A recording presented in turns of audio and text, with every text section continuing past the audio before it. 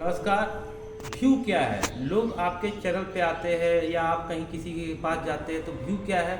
कोई आपको देखा, देखने के बाद वो क्या हुआ ना कि दोबारा अगर आपको देखता है, तिबारा देखता है, तो व्यू के बाद क्या आ जाता है? इम्प्रेशन।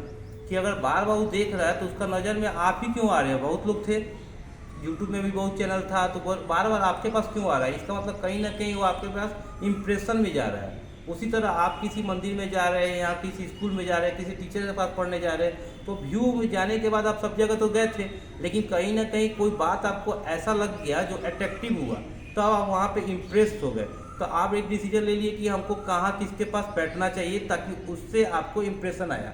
अब वहाँ उठने के बाद इंप्रेशन जैसे ही आया तो आप वहाँ क्या देख रहे हैं कि उसकी बातों को अब और ज़्यादा सुन रहे हैं, क्योंकि आप अट्रैक्शन में अब आ गए।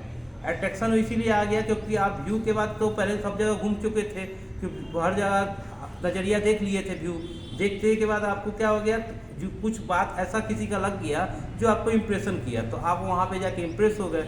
इम्प्रेशन के बाद आप क्या किए कि वहाँ पे उसकी बात को सुनने लगे, ऑडियंस का उसका आप ऑडियंस बनकर सुनने लगे, तो आप वहाँ पे क्या हो गए? रीच में आ गए, अट्रैक्शन में आ गए।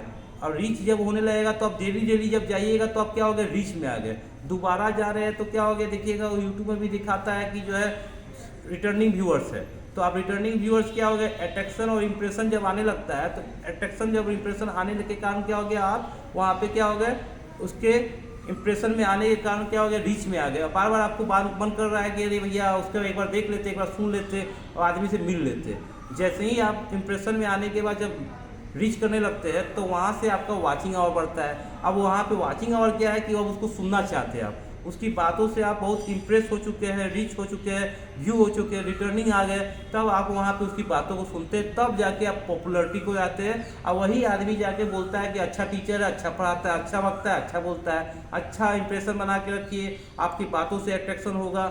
इसी तरह यूट्यूब से ही नहीं, समाज के हर दृष्टिकोण में पूजा पाठ पद्धति से आप बहुत जगह मंदिर में जाते हैं, पुजारी आपको मिलते हैं, कहीं के पुजारी आपसे अच्छा से बात करते हैं, कहीं का नहीं करते हैं, कहीं पुजारी ही नहीं है। तो जहाँ पे आप जाते हैं तो वहाँ रीच जाते जाते आपको क्या होगा? वहाँ पे इंप्रेस होना लगता है, जहाँ का व्यवस्था अच्छा है। इंप्रेशन होने के बाद क्या होगा? आप दोबारा आए तो रिटर्निंग आए, रिटर्निंग के बाद वहाँ के पुजारी क्या, वहाँ के लोग जो पूजा कर रहे श्रद्धालु, उनकी बातों को आप सुनने लगते हैं, तो आप और ज़्यादा अट्रैक्टिव हो जाते हैं। और उसके बाद वहाँ पे आके अपना समय देते हैं, जिससे आपका वाचिंग जो समय करता है, तो जिसके कारण वहाँ का स्थिति को देखते हुए और भी लोग आके अट्रैक्ट करने लगते हैं, क्योंकि जहाँ रीच होने लगता है वहाँ पे अट्रैक्शन हो जाता है। और अट्रैक्शन होने के बाद जैसे देखिए किसी दुकान में कि बहुत ज़्यादा भीड़ लग रहा है, भीड़ लग रहा है और बार बार आप देख रहे हैं कि भीड़ लगा रहता है, तो इसका मतलब आपके दिमाग में एक ही थॉट आ जाता है कि इसका मतलब उसको यहाँ क्वालिटी अच्छा है। तो क्वालिटी अच्छा है तो आप ही एक बार जाकर वहाँ पे क्या करते हैं? व्यू करते हैं। व्यू करने के बाद आपको तो पहले ही से इंप्रेशन आ चुका है लोगों का देखकर, तो आप वाचिंग के साथ तुरंत इंप्रेस हो जाते हैं। और इंप्रेस होने के बाद तुरंत क्या हो जाते हैं? वहाँ रीच आ जाते हैं, दोबारा तीबार भी एक बार ट्राई करते हैं और आप सेटिस्फाइड हो जाते हैं। सेटिस्फाइड होने के केस में क्या हो जाता है कि अब आप वहाँ पे भी आप भी बाकी की तरह जो है वहाँ पे अपना समय देने लगे, जिसके कारण आप भी वहाँ पे क्या किए? अपना समय देने के कारण क्या किए? उसका डिमांड को बढ़ा दिए। अब यही कारण से वो आदमी कॉस्टली हो जाता है। तो कोयला और हीरा का डिमांड आपको समझ में आ गया। हर आदमी कोयला है, शुरुआत करने वाला हर आदमी क्या है? कोक है, ठीक है, कोयला है, कोल है। तो उसका मतलब क्या है कि आप वो कोल से ही हीरा बनता है। तो जो आदमी शुरुआत में जब काम किया वो उसको नहीं पता है कि सफलता मिलेगा कि नहीं। अगर ऐसा पता रहता सबको तो सब काम पहले ही सफल हो जाते, सब कोई काम करना बंद कर देता। तो इसका मतलब यही आप समझ लीजिए कि आपको अपना पहले कर्म करना है, लोगों को इम्प्रेस करना है, इम्प्रेस के बाद आपको रीच करना है, रीच के बाद लोग वॉच करेंगे। क्यों वॉच करेंगे भैया?